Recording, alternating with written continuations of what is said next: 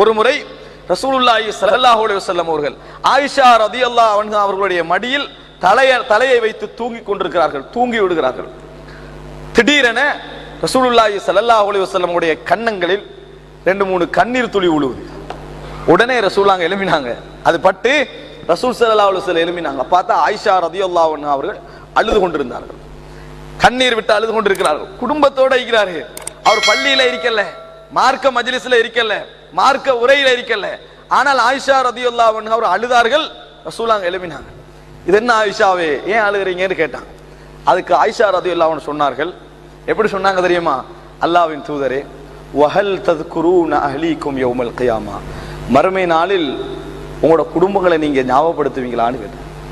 மறுமை நாளில் உங்களது மனைவிமார்களையும் உங்களது குடும்பங்களையும் நீங்கள் ஞாபகப்படுத்துவீர்களா, உங்களுக்கு ஞாபகம் வருமா என்று ரசூலுல்லாஹி ஸல்லல்லாஹு அலைஹி வஸல்லம் இடத்தில் கேட்டவுடன் ரசூலுல்லாஹி ஸல்லல்லாஹு அலைஹி வஸல்லம் சொன்னார்கள், 3 இடங்கள் யாருக்கும் யாரையும் ஞாபகம் வராது.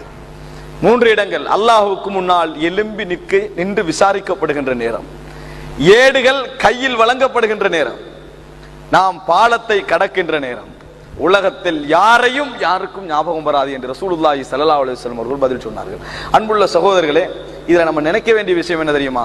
கணவனும் மனைவியுமாக சந்தோஷமாக இருக்கின்ற நேரத்தில் இதே சந்தோஷம் நம்மளுக்கு சொர்க்கத்தில் இருக்குமான்னு நினைக்கிறார்களே, அவர் இன்னும் அதாவது ஒரு உயிரான ஒரு உள்ளத்தோடு வாழ்ந்து கொண்டிருக்கிறார் அர்த்தம். இந்த ஞாபகம் கொஞ்சமாவது வருதா சகோதரர்களே?